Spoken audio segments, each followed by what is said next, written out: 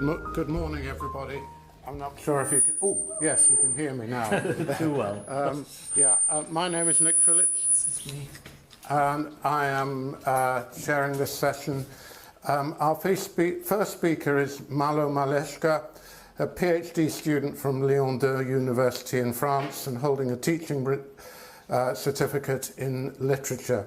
He wrote a master thesis under the supervision of Olivier Barra entitled From the Stage to the Quill, the targeted construction of an ethos of letters and memoirs by Maria Caseras and Maria Callas.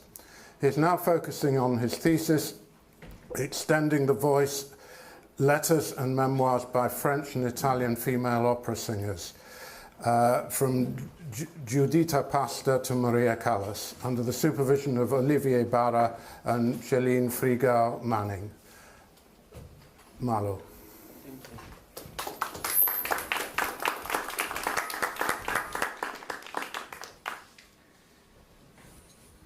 Thank you for this introduction and for so many interesting papers yesterday.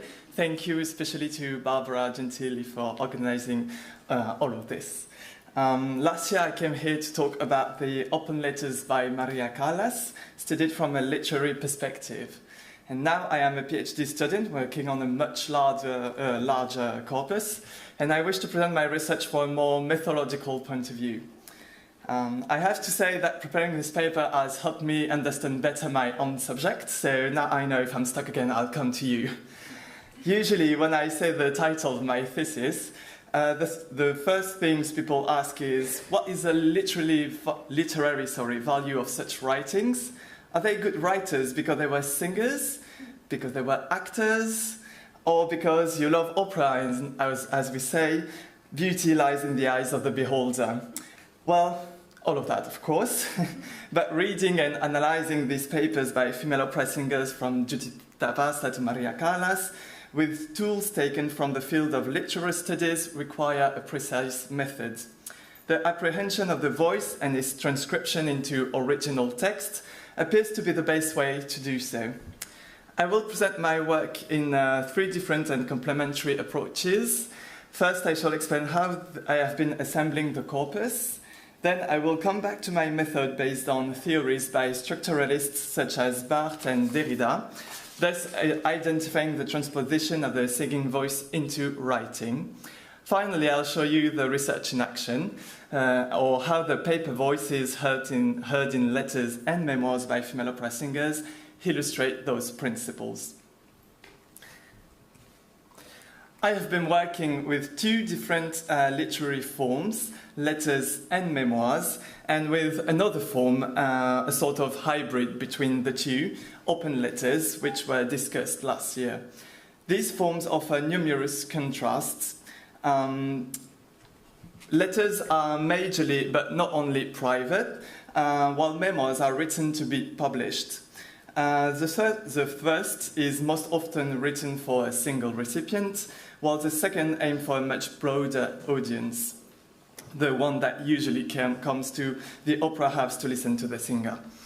Female opera singers are not considered writers, or I haven't found any evidence of it. As a comparison, cabaret singers did.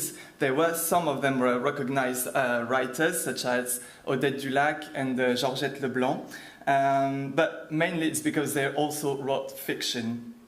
Yet the fact that female opera singers did write is revelatory of a will to tell a different story from the one you can find in biographies or in the press. The public as well as researchers can read these texts, looking for voices from the past, using only ink and paper, replacing the ears with the eyes. It's not very difficult to find memoirs written by female opera singers, but it is harder to read them without any preconceived ideas. The posterity has long considered memoirs by artists as disappointing documents, studied at best for their historical and musicological value, but also despised for their general tone. In that regard, memoirs by opera singers are often presented as the stories of one's calling, taking up on the literary form of the Bildungsroman or conduct novel. The gossipy overtone has also been pointed out. Reading several memoirs could then only be seen as boring enterprises if not an excruciating one. Nevertheless, I think that it's precisely the comparison of several memoirs that brings into light not only recurring themes, but also unique features and the inventiveness of some of the female authors. Letters are trickier supports. They are scattered throughout the globe, and their number is only increasing. This is a big problem for my thesis. They can be found in lyrical institutions, in national and local libraries, in public or private archives. My task is like finding a needle in a haystack, because for 50 letters, only mentioning the time and place of a rehearsal or different train timetable, there is one longer and revelatory document that emerges. But once again, the accumulation and comparison create meanings with recurring formulas and formal experiments. The multiplicity and diversity of their correspondence cover the cultural and political history of their time, with names such as General de Lafayette, the Queen of Belgium, writers like Aragon and Yourcenar, composers, French, Italian, American ones, and artists, diverse artists such as Pasolini or Eleonora Duse. The usual problems of archives also play a part in my research, of course. Ineligible documents, diversity of languages, innuendos, so only a sound method can make sense of this disparate collection.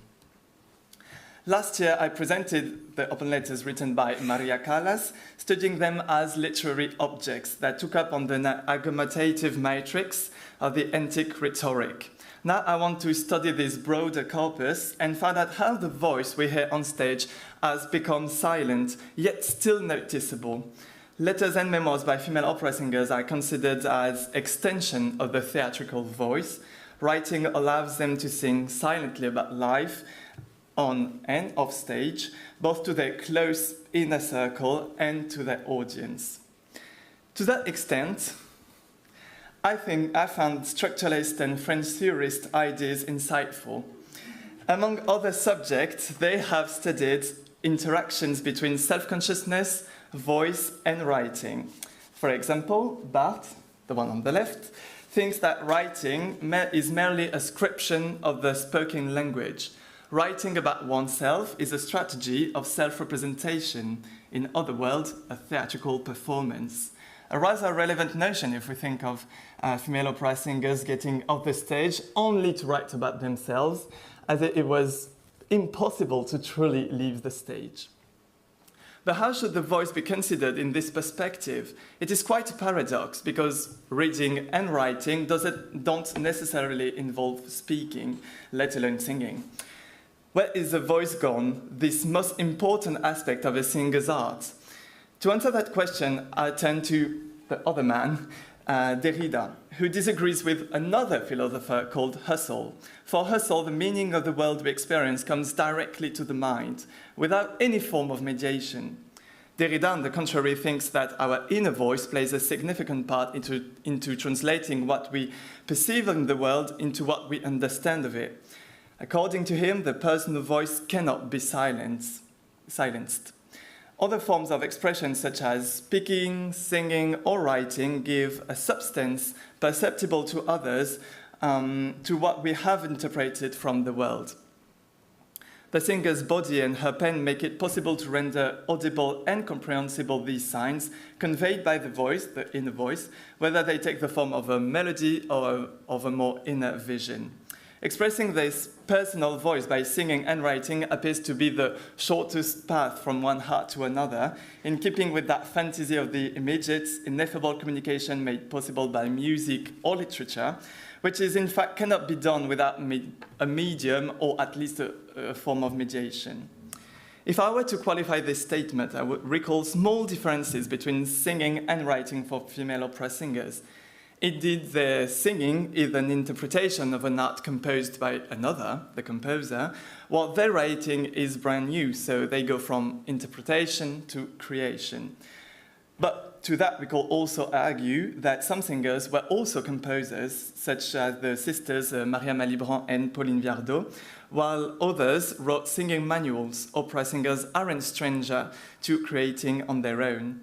Another counter-argument could rightly say that their memoirs have been read one day when they were still alive or recently dead, but they aren't anymore, whereas the voice that have been recorded are still being listened to.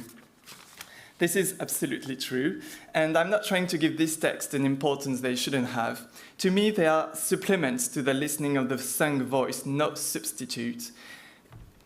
It would be a poor understanding of the Latin sentence, verba volant, scripta manent, spoken words fly away, which must be understood as a quality, whereas the written ones stay on the ground, unable to reach a larger and a long-term audience. Now I want to illustrate those principles by giving female opera singers a voice again. How is it translated on the paper? What discourse are they conveying about singing and writing? First, the voice appears to be the only characteristic that matters, according to Maria Garcia, writing to her future husband, Eugène Malibran. What, are you saying that you love me? Oh, what joy! You're going to marry me. I cannot believe I'm so lucky. A poor girl with no talent, no education, no wit, and no charm whatsoever, save for a paceable voice, which even an illness might take away from me. Her father was the brilliant tenor Manuel Garcia and her teacher. So there is a bit of an exaggeration here, of course, but she's very, very young when she writes this. She clearly contrasts her singing voice, although disqualified as fragile, with her lack of education, which includes writing. In another letter to him, she makes her voice the support of her entire career and being. So it's a bit later on when she's starting her career in Paris. I'm still on the pinnacle, as they say, and I shall remain there, I hope, until my voice fails. The forcing extinction of her voice means a complete erasure of herself. Ironically, it will be the other way around, as death, a very early death, will deprive her of her voice. But her predication makes more sense if we consider singers that famously lost their voice, such as Maria Callas. She lost it at the end of her life, of course, but I'm talking about a briefer extinction of the voice that I talked about last year. So we are more than a century later, but Callas is always referring to Malibran. Here are a few lines from an open letters I already mentioned.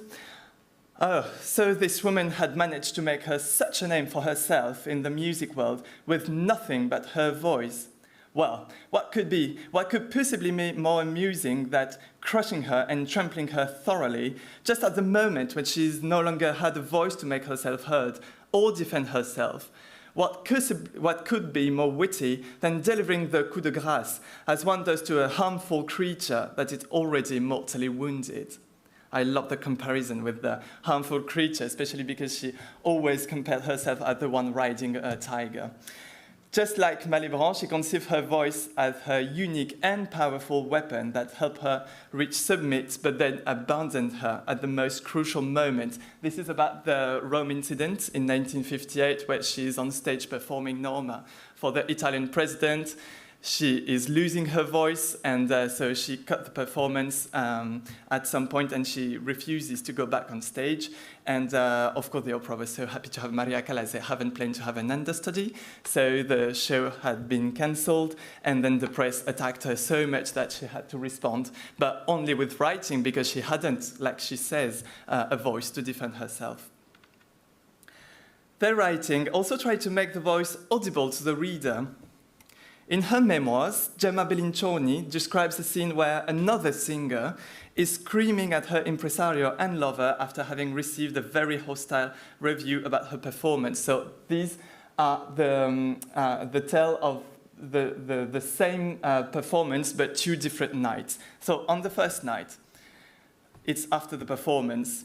This time, Elvira loses it and screams right in the face of her impresario friend that she'll be the one to season Mr. Critic for dinner. I crotched that mole like a rat. And she kept screaming, straining her voice with B-flat and high Cs, while her poor friend wiped his forehead in despair, not knowing which saint to pray to in order to make the furious Romeo understand that diplomacy was needed to defeat the enemy. And we can here recognize the vocabulary from an opera in itself, because Elvira is playing Romeo in the Bellini's opera, while Bellincioni is playing Giulietta. And on the second night, the Mr. Critic, the mole and the rat, is going in the wings to talk to her mid-performance, to that singer, and Bellincioni is just lying on the stage waiting for Romeo to see her before she dies. What was that? A strange whisper comes from the wings, followed by a crescendo of voices. Then suddenly, the sound of two sharp cracks rings out through the air. It seems to me that those cracks sound like two slaps. My God, I think, stunned. Could it be that Romeo wanted to kill himself tonight with a revolver that misfired instead of with poison? Not only we can feel here the irony of Bellincioni telling this story, of course, years later, but also how she discreetly compares herself to a spectator of a very operatic scene involving singing, the high Cs and the B-flats, as well as acting, because Romeo is still Romeo, trying to defeat his enemy, since she refers to another singer so as her character on stage. Not only the voice is the medium of singing and a proper way of telling the story, referring to the world of opera, but they're always referring to the world of opera in general. But the voice appears to be also the entire trajectory of the singer's life and art. Their writings are caught in a perpetual tension between outcry and silence, and this is particularly true for Emma Calvé's memoirs that begin and end with the annihilation of the voice. First, her voice is born out of her ancestor's silence. That is a sentence her father is telling her when she began her career, because her grandma was always silent, waving and waiting. Your voice was made up from their silences. But at the end of her memoirs, the voice is distinguished by an unbearable grief, when her nephew, Elie Calvé, suddenly dies on the days of his successful audition to the Conservatory of Dramatic Arts, and of course she would see him as her successor. Only writing, so she writes, my voice went away with him. To me it seems I will never be able to sing anymore. Only writing can help sustain the voice a little longer, but the book finishes soon after this incident. No words, sung or written, can exist in such a pain. Yet her voice supports other kinds of pain, less important ones, we could say, such as the end of love. In Calvé's memoirs, between two silences, before birth and after death, only an outcry can bear the expression of complex feelings for opera singers. So she's alone in Venice, and she has this grief. She wouldn't say to the reader what it was, but we can only guess it was from a love affair. To sing once more before I died, to cry my anguish to the night before the eternal silence shall engulf me. Like one distraught, I threw my cloak about me and went out into the night. A bark lay at the foot of the stone stairway outside my door. I found myself seated in it, floating along the still canal, between the dark water and the darker sky. I began to sing madly, passionately, all the songs I've ever known, gay or sad, tender or tragic. They poured from my lips into a turbulent flood. I sang as though I would never sing again, spending my strength, my grief, my life, giving to the unresponding shadows all I had of beauty and of art. Only when my voice died in my throat and my parched lip could make no further sound did I realize my strange situation. As one who painfully returns to reality from the uncharted seas of fever and delirium, I looked about and I saw where I was and became conscious of what I'd just been doing. Alone in Venice, or so she thought, because we learned just after this passage that, of course, people came to listen to her, Calvé screams and sings her pain and pleasure to the sky and the canals. We can spot the exclamatory turns of phrase, the dreamy atmosphere, and the voice echoing through the still city. And I could talk on and on about this passage because it's so rich from a literary perspective, but I don't have time for this. Ultimately, we could imagine a hierarchy in which silence is greater than music, but music greater than writing. For those singers passionately possessed by a sense of subordination to the voice, music cannot be described, let alone evoked by mortal words. And this is Bellincioni hearing her colleague on stage. It was a moment of indescribable emotion. So you can write memoirs, but not tell everything about music. It's impossible. Words fall flat to express the charm of listening and self-expression, which doesn't mean female opera singers shouldn't write. As a matter of fact, they did. And it is very interesting to read what they have to say on paper without forgetting to consider yet a greater and more revealing voice, the one that stays silent. Thank you very much.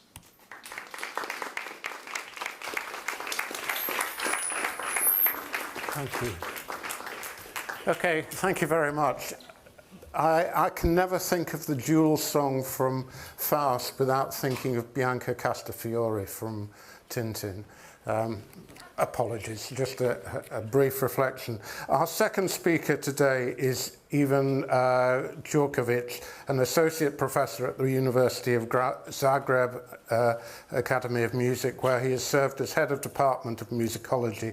He received his PhD in 2017 at Heidelberg University and is the author of the vocal duets of G.F. Handel and his Italian contemporaries.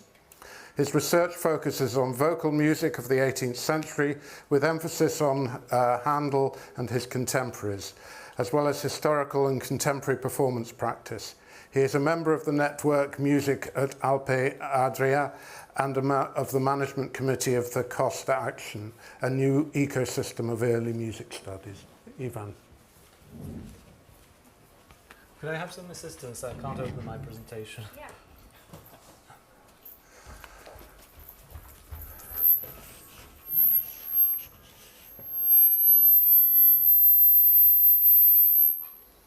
Oh, lovely. Presentation mode. Something. I think you have to do it from the screen. At least that's what your colleague, Mr. Okay. Slideshow. If I can do it too. Yeah. Right. Thank you very much. Thank you very much for making me a participant of the session, voicing the Diva. What a fabulous session name. It's a pleasure to be here at this very diverse, very interesting interdisciplinary and multidisciplinary conference.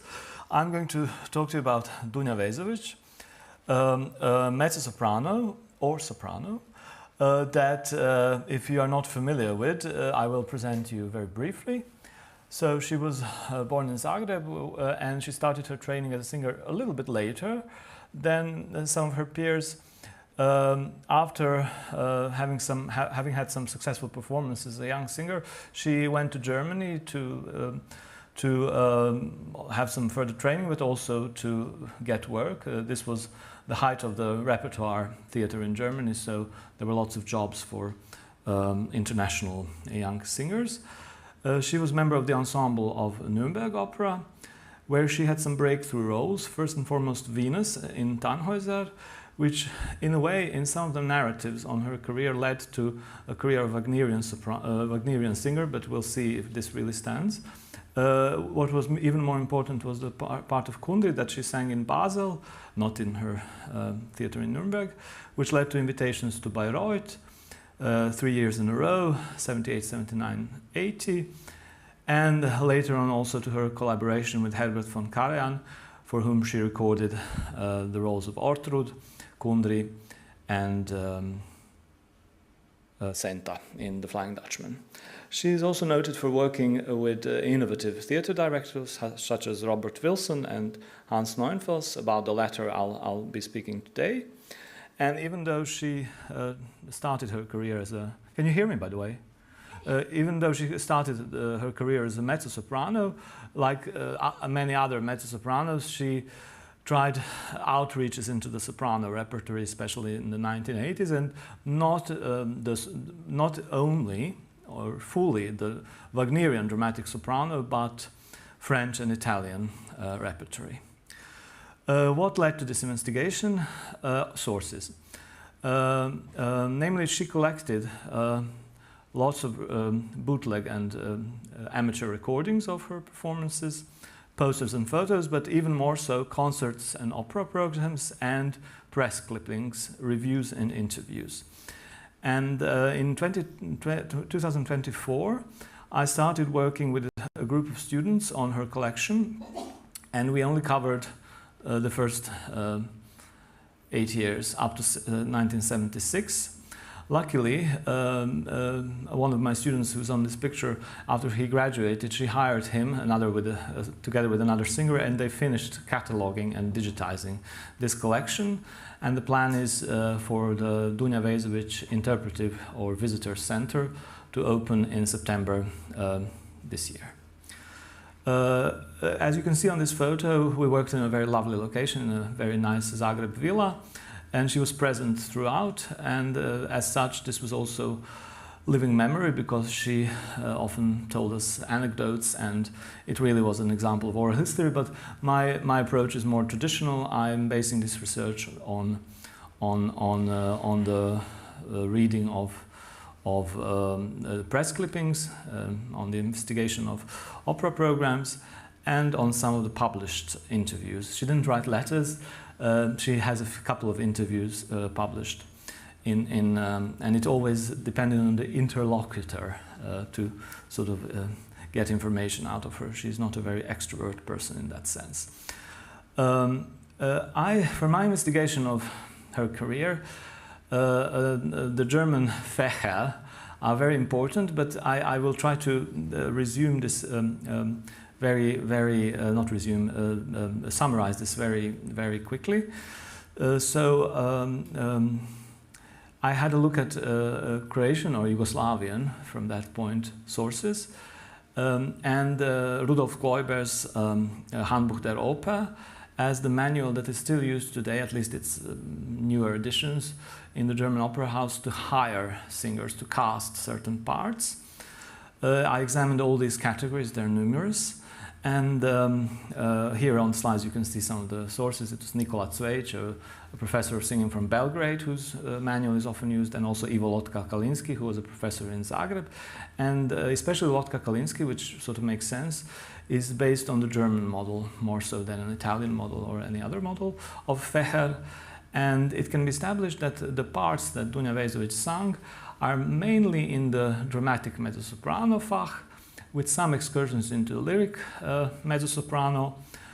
Some of the parts, like Azucena and the Countess from Tchaikovsky's Queen of Spades, can also be subsumed under the dramatic alto category, and then some of the soprano parts or high dramatic soprano parts.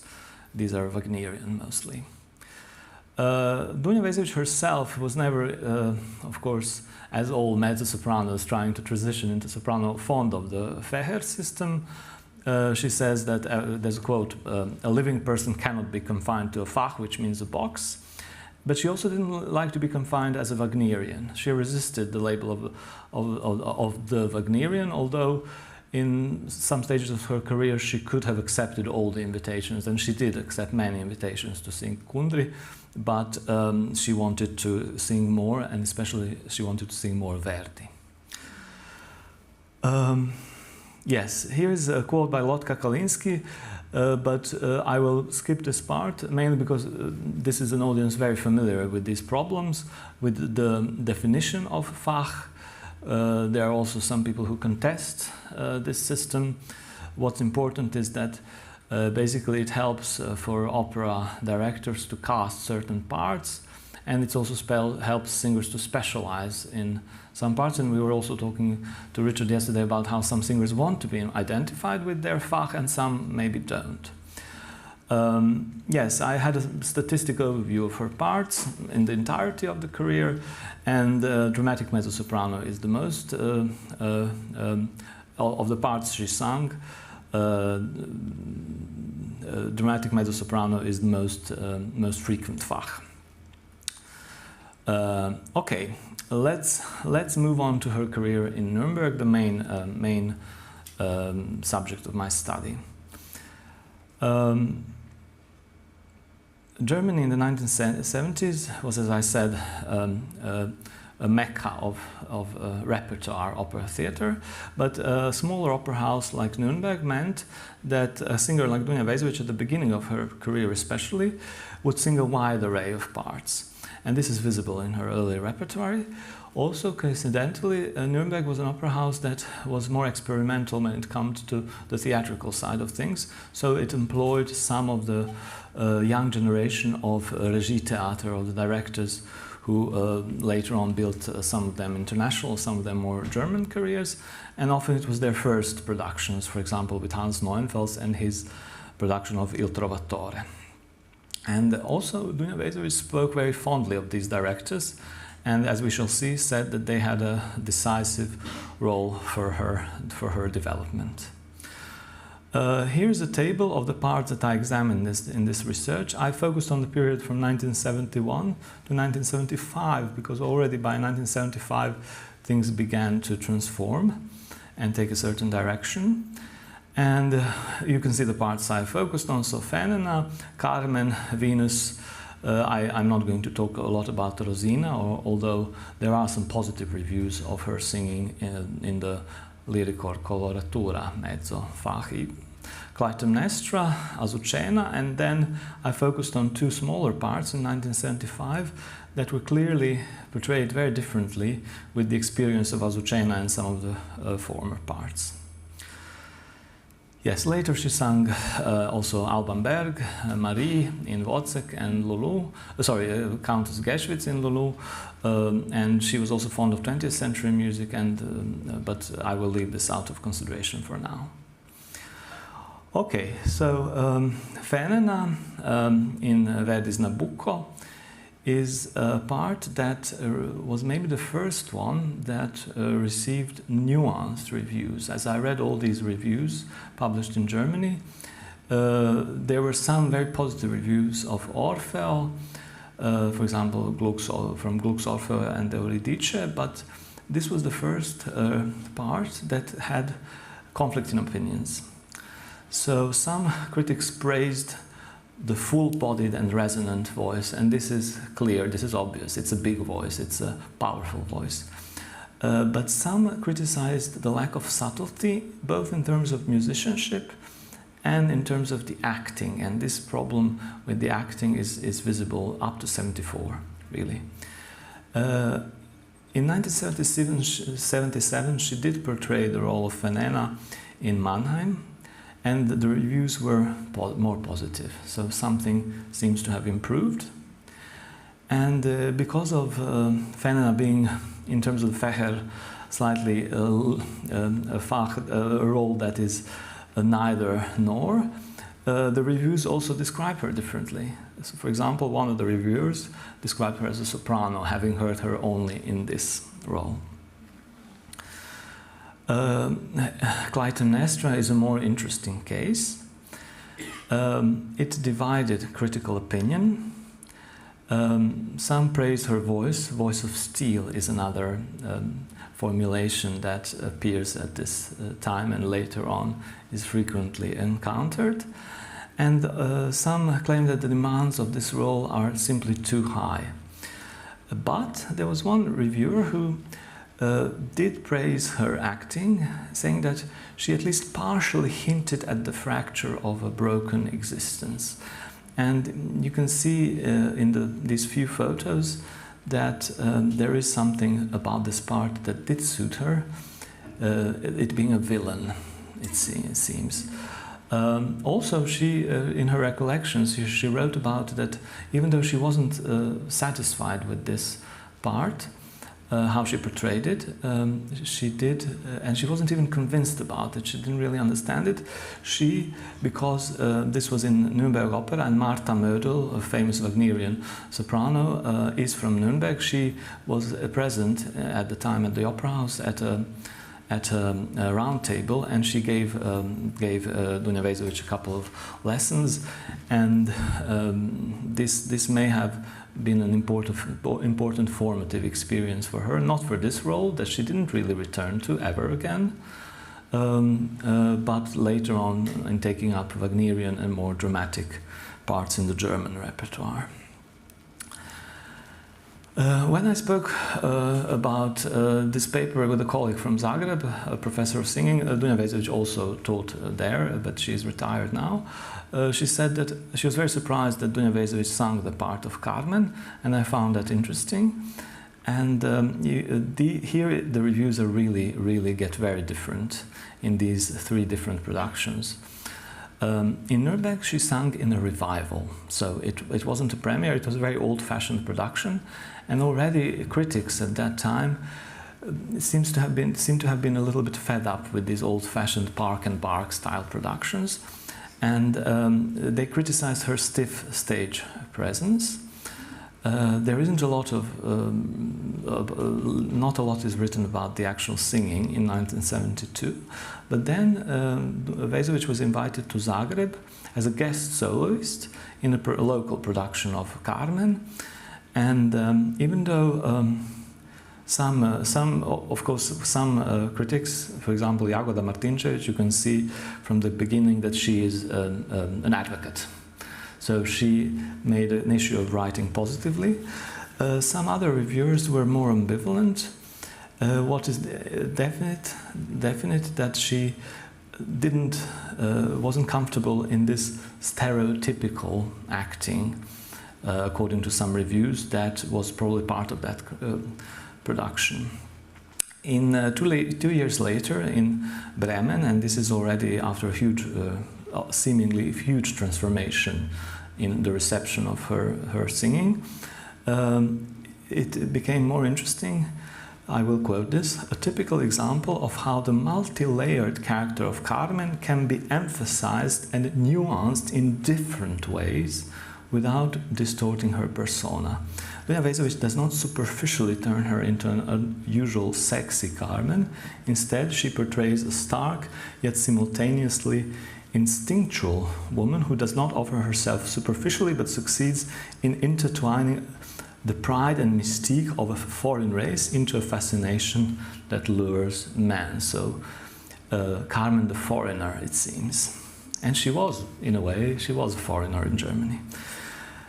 Anyway, Venus. Well, I started reading these reviews. I expected, discovery of Wagnerian singer, sudden talent being displayed, but it wasn't the case at all.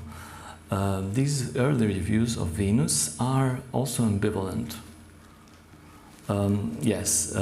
They're not entirely positive, and some of the reviewers stress even that she may have not felt confident enough in this production, that it put her on center stage in a provocative costume for that period and didn't give her anything to do. And interestingly, Dieter Stoll, a critic who was very important for her career, wrote a negative review, as you can see on the slides. Now, my main case study is Azucena in Il Trovatore. This was Hans Neuenfeld's first opera. It has extensive press reception, and the Nuremberg press wrote about it 30 years later. They actually celebrated the 30th anniversary of the production. You have some quotes of both Neuenfels in his later writings and Vejzović in an interview. If you want, you can read it, or I can send you the presentation later. What's important is that both artists were very positive, had very positive recollections about this cooperation. This is the cover of the program. So already in the cover there was a scandalous element. The stage nudity was refined to extras, so of the four principal soloists, to my knowledge, there was no nudity. The idea of Neuenfels was the social, he sort of accentuated the contrast, the social contrast between the aristocracy, Count Lona and the court, and the gypsies. And there were some negative reviews, sort of angry reviews. Its elements unearthed from the abysses of sex, demonomania, and the cinema-popularized tropes of the psycho-thriller, and further enhanced by a dash nude review, pseudo-intellectual, etc., etc. But there were a lot of positive reviews as well. And a lot of these reviews focus on the production. Some of them don't even mention the singers, which is very odd for one of the most demanding Verdi operas in terms of casting. But then the ones that do mention the singer really often focus on Dunja Vejzović's Azucena. She also didn't repeat this part. She sang it, well, she did, but it wasn't an important part for her career, possibly because she wanted to go more to the soprano repertoire. She repeated it 2 more times, but not nearly as successfully, it seems. But my thesis is that this production was more important for her development, for her subsequent parts. These are 2 quotes I also use in my paper in Croatian about this topic. What's important to summarize, in 75 already she said that she wasn't comfortable in realistic, naturalistic stagings. That she she herself was aware that she was stiff in these productions, and that Neuenfels and directors with whom she collaborated later freed her from this stiffness. And Dieter Stoll, a critic who is also still alive, in 2019 made recollections about this production as one of the most moving or most profound impressions he has had in musical theatre, and obviously this won him over, and from this production he became an advocate of Dunja Vejzović. Now 2 brief case studies, I'm coming to the conclusion, are the parts of Marina in Boris Godunov and the part of the foreign countess in Rusalka. Why are these important? Because they are soprano, they are again in the direction of the soprano Fach, but not big parts, and also because the reviews stress the self-confidence of the singer. They also describe nudity. The Polish young noblewoman stands bare-breasted in her shirt, capriciously picking at her wardrobe. So this part, which is the only female part in Boris Godunov of significance, obviously reviewers didn't like the production, but each review singled out her accomplishment as Marina in the Polish act of Boris Godunov. And as the foreign princess in Dvořák Rusalka, whose main dramaturgic sense is really just to seduce the prince, they stress this seductiveness. And this was a singer who wasn't seductive as Venus in 73, but suddenly everybody writes about this seductiveness. Yes, here's a list of parts that she sang in the period immediately between 75 and 77, so obviously we have a growth. But I would like to conclude by saying that obviously, yes, Star was born in Nuremberg in this period, but because there is a gradual change in reception, reviews become more positive. There are 3 main traits that distinguish her career, and they were established in this period. Her repertoire versatility, she sang 61 roles on stage. She was testing the limits of the mezzo-soprano Fach, and she was fond of unconventional acting.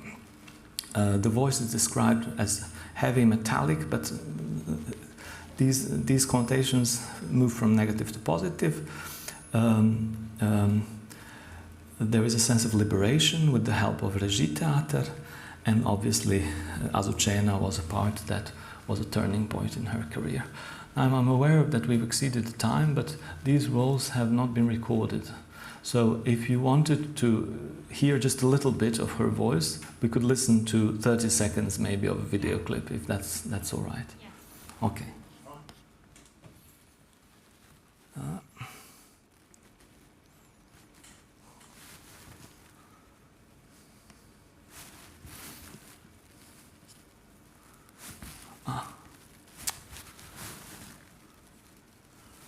I can't see the mouse.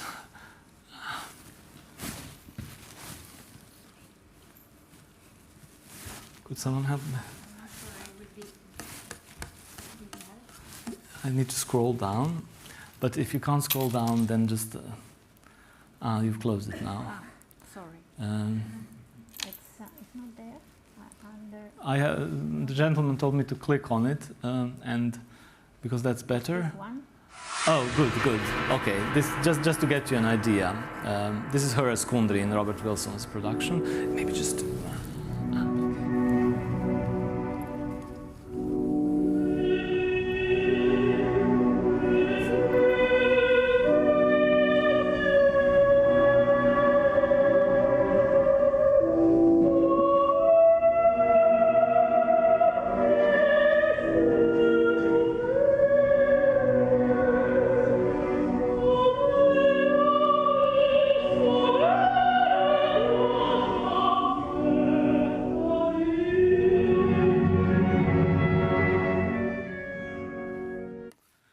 Thank you very much.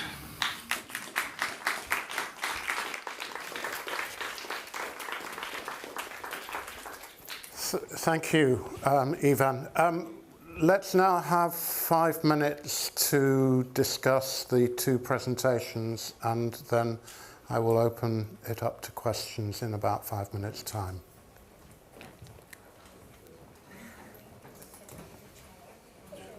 Bring these chairs.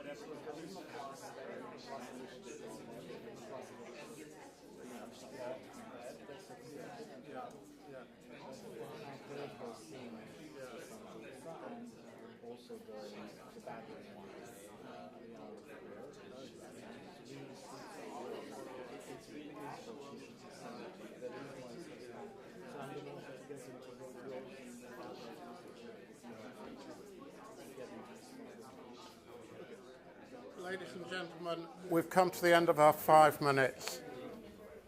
So, who would like to start us off with some questions or a question? Any thoughts? Leave the organizer until later. Thank you both very much for this fascinating panel topic. I thought it was interesting that she felt sort of uncomfortable with the sort of realistic operatic acting of like the post-war period apparently, and then only the Rashida Ada sort of liberated her, or where she found her own. And I wondered, it's just, we were talking a bit about the Rashida Ada singer. I mean, that the Rashida Ada somehow needed or promoted a certain kind of performer. Also, like, I think Robert Wilson's fascination with Jesse Norman, for example, and Birgit Nilsson, who was also this kind of presence, which is not about subtlety, but about other features. And I wonder, is that what she is? Is Dunja Vejzović an example of the Rashida Ada singer? And what is that? I would say only to a certain extent, because yes, Jessie Norman is. I'm glad that you mentioned her. Can you hear me? I'm not. I'm never sure about the microphone. I'm not a singer, so I don't know. The fact is that she was a last-minute jump in, right? Last-minute someone who substituted for Jessie Norman in the Stuttgart Alceste by Gluck, which was her first collaboration with Robert Wilson. And Robert Wilson, it was really, she had a couple of days of rehearsals, and they became good friends after. And even Robert Wilson came to some of her late performances in Rijeka National Theatre, where she worked last time as the Countess in Tchaikovsky, already at a couple of years ago, so in her late 70s.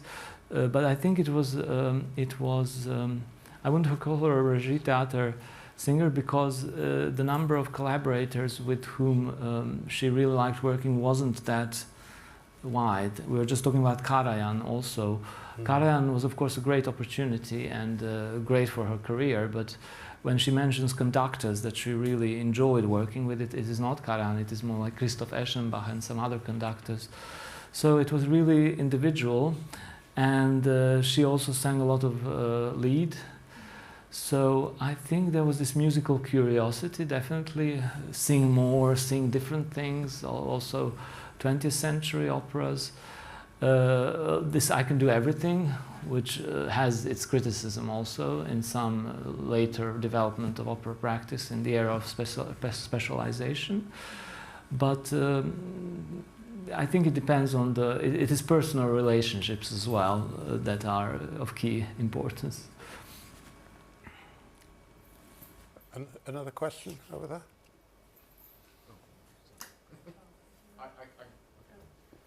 Thank you again for the very interesting panel. I also have a question for Ivan.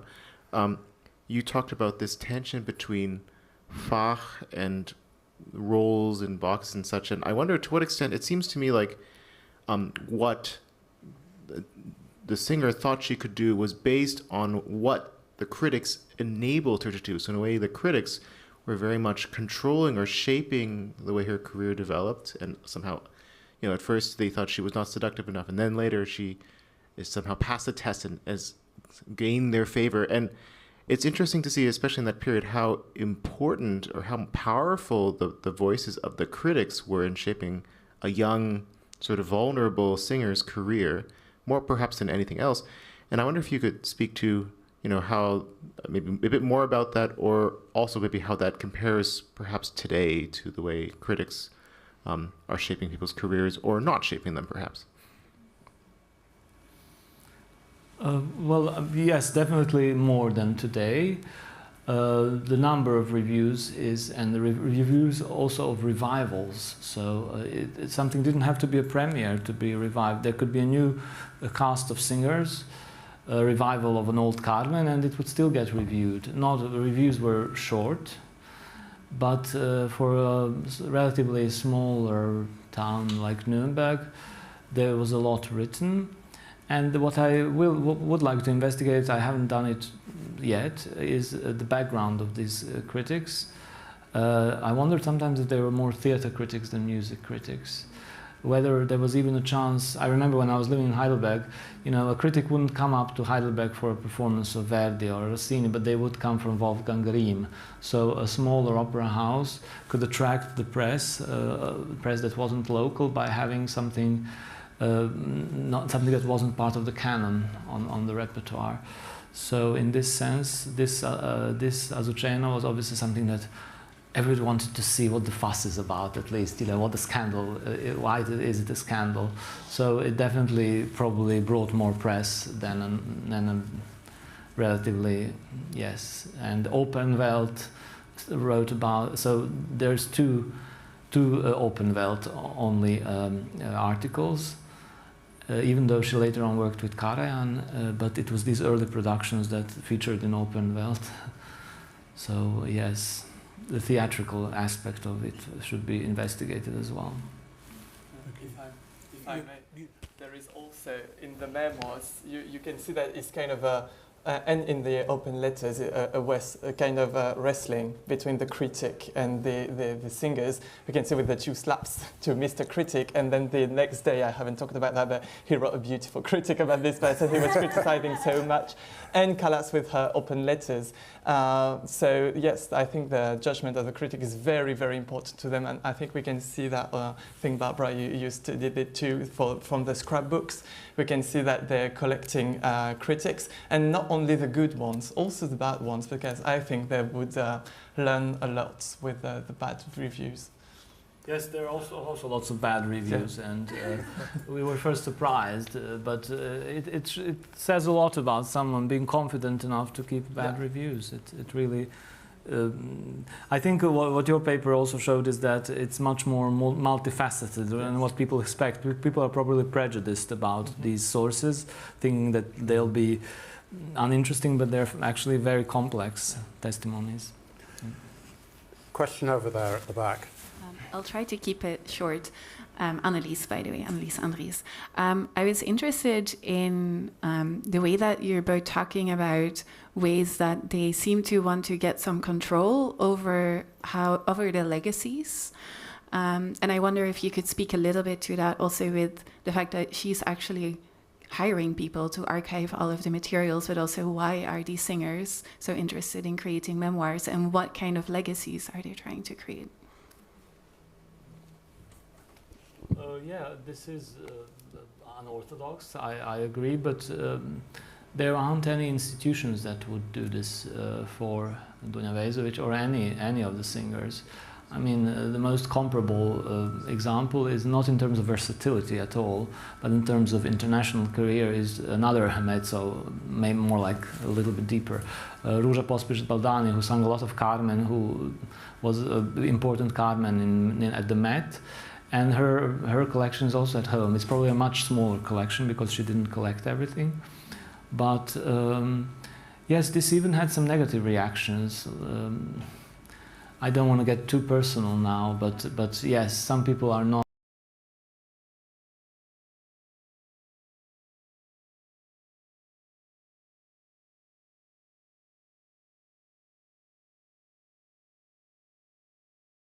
composers are very careless about their legacy, and as a result we don't have the scores, and I think this is only good for us because we have something to work with. If you read Leon Cavallo's Appunti, a lot of it's made up, so you've got to take it with a pinch of salt. Sorry. But this is interesting also what you say, because I'm not interested about the fact that what they write about themselves. I'm not interested if it's the right thing or the wrong thing. Is it right or false? I don't really care, because I only care why are they writing that about themselves, and why do they want to have this narrative about themselves. I think it's really a way of rewriting a narrative that they hadn't the hand on it, like it was escaping them in a way in biographies, even when they were still alive, and in the press. And so I think usually it's at the end of their lives, like Calvé, like Bellincioni, but for Callas it was right in the middle of all the scandals and at the peak of her celebrity. And so I think there are two ways. Maybe at the end of your life you just want to tell your story and think, okay, I will die and there will be this tale about myself, and if people want to know what I said about myself, they will have this to read. And for the memoirs written during the celebrity, it's more like, okay, there are too many lies. I think Stravinsky, you said something about composers. Stravinsky said the exact same thing. I have to say something because it's as getting out of hand. And we were just talking before that about actual contemporary pop singers that are doing the same, but with other forms such as Instagram, because they want to tell a truth about themselves and they want it to be immediate. So two forms. Thank you very much, everybody. I think we've come to a break time, but thank you to both speakers for a very interesting and thought-provoking session. Thank you. Thank